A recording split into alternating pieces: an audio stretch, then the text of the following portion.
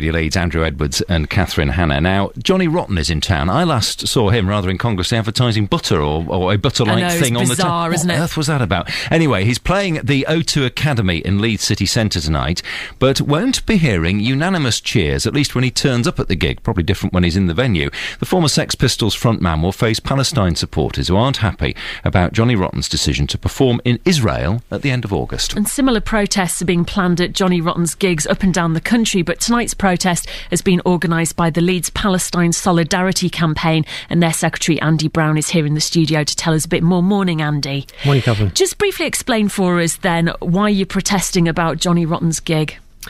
Well, as part of the growing anti-apartheid and Palestine solidarity movement, of which we are part, we're reflecting the call that was made by the Palestinian Society over 5 years ago, which was a call for a boycott of Israel, essentially, especially from cultural artists, from musicians, performers, performing in the state of Israel while the situation exists of the violations of human rights and the breach of international law. But music and politics don't necessarily combine. You know, would him cancelling this gig actually make the slightest bit of difference to what's going on politically? Well, I think it would be a small step in a larger picture. Several artists before have already pulled out of Israel, of playing in Israel, including Elvis Costello, Carl Santana, Gil Scott-Heron. The Israeli government and the state generally considers people playing in the country as something of a propaganda coup, and therefore Johnny pulling out of the event would be a sign that all is not business as usual, and people aren't happy with what's going on in that country. Don't you support freedom of choice, though? Why shouldn't he, as an artist, have the right to play wherever he wants?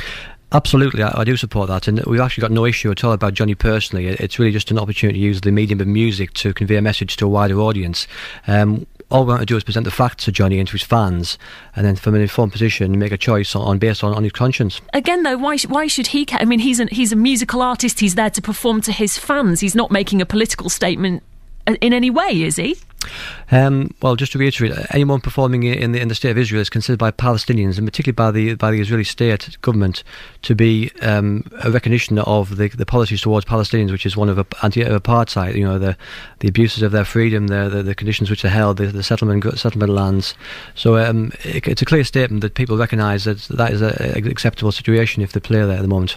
If he did decide to withdraw from doing the gig in Israel, wouldn't that actually just be penalising the Israeli people, penalising his fans, rather than the government? Well, I'd love Johnny to be able to play in Israel. I'm sure he will. I hope he will in the future with my applause and everyone else's. But and obviously fans will miss out on him playing. But I think it's a small price to play. In recognition of the situation of it in the territories at the moment.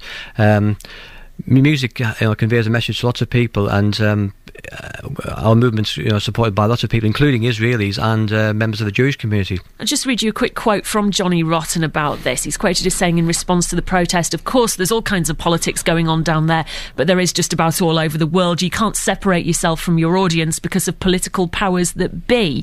Your response to that?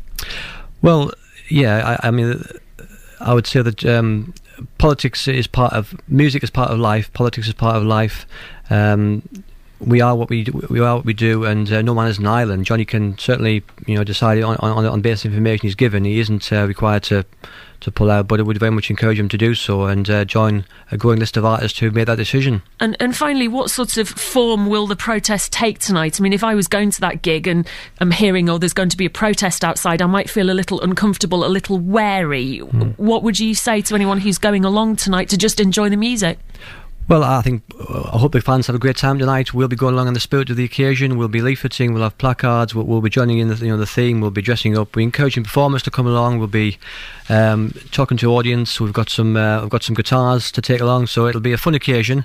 We want to engage with people, talk to the audience, and just hopefully that the supporters will take a message through to Johnny, which can involve contacting him at the gig or even emailing him afterwards, joining the Facebook group, checking out Leeds Music Forum, and contacting his tour managers.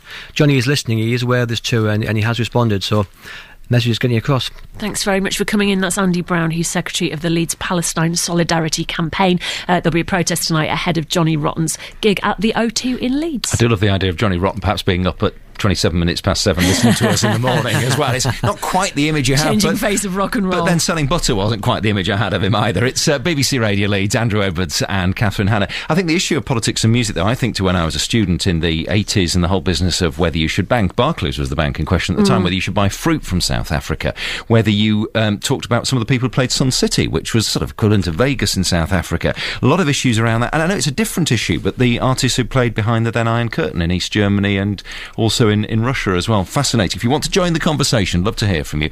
81333 is the text number, and when you text, you start that message with the word Leeds. For today...